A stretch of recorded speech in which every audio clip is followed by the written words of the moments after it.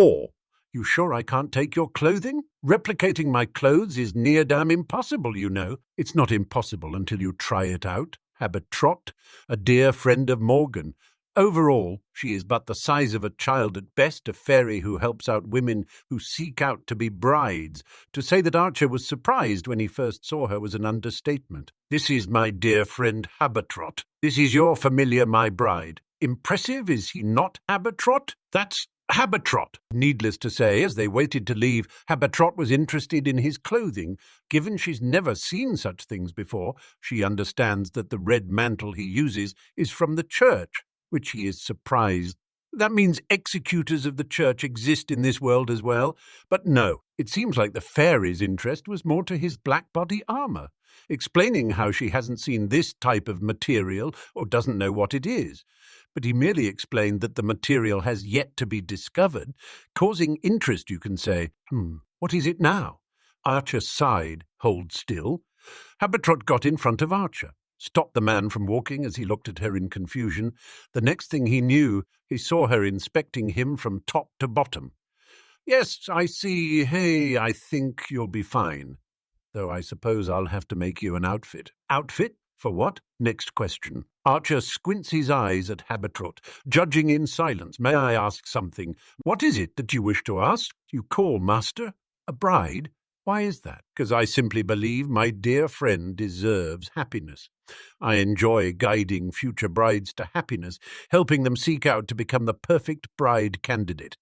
Morgan is no exception. I truly wish for her to be happy. At these times, I can't help but frown at such conflict between humans and monsters alike. Why? I dislike conflict. And at the same time, I enjoy peace. Conflict is tiresome, making it unpleasant. And peace is comforting, something comfortable to deal with and live with. I love good people and hate the bad. Simple as that. What do you think of me, then? Archer pointed at himself, smirking. You should dislike me, then, for being a bad person, then. But as of now, you do not. Is it because I'm master's familiar? You see yourself as a bad person? Habertrot stared at the man. Because I don't see a bad person. Huh. Archer was surprised by her answer, but he only smiled as he crossed his arms. It's not good to trust those you don't know so blindly, especially people like me. Why not? You're a hero, a heroic spirit. A hero destroys evil. Mankind views us as evil in return, and yet you haven't slaughtered us.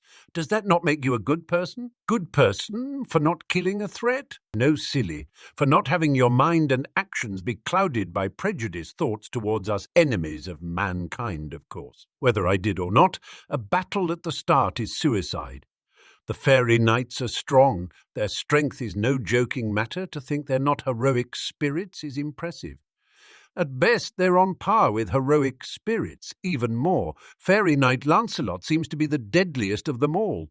Archer closed his eyes and frowned. If you two were to fight, who'd win? Habertrot thought. Her? No thought to it, simply she would win.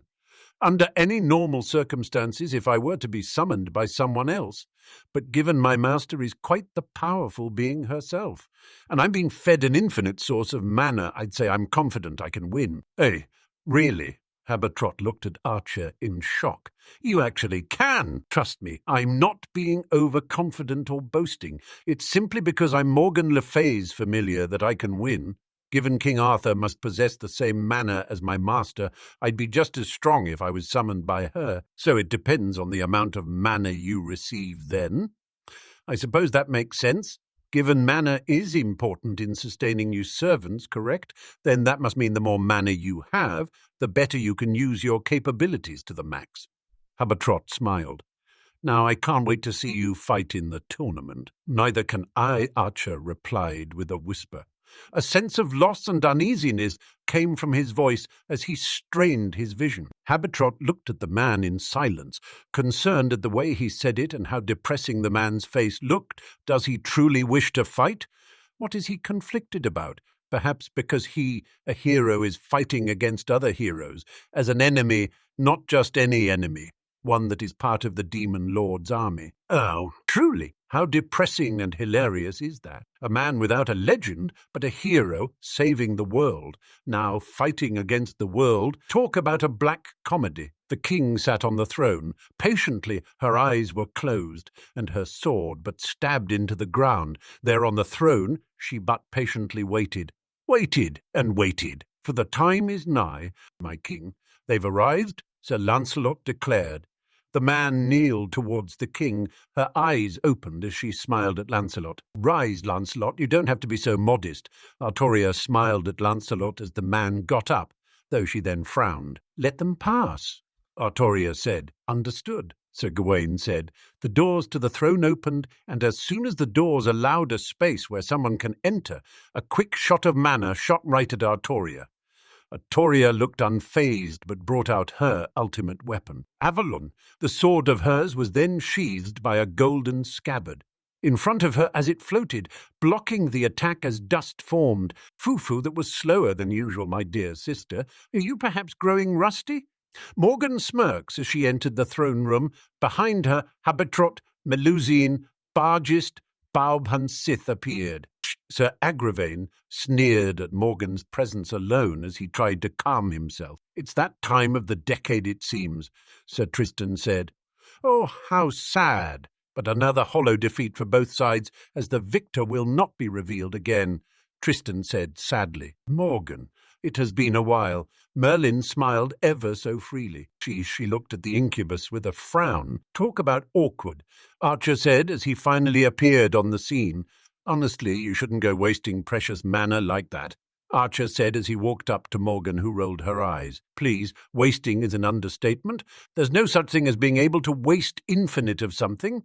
Morgan said, who rolled her eyes. Morgan, I take it you're doing well, Artoria said, who closed her eyes, standing up from her throne as she walked towards the two.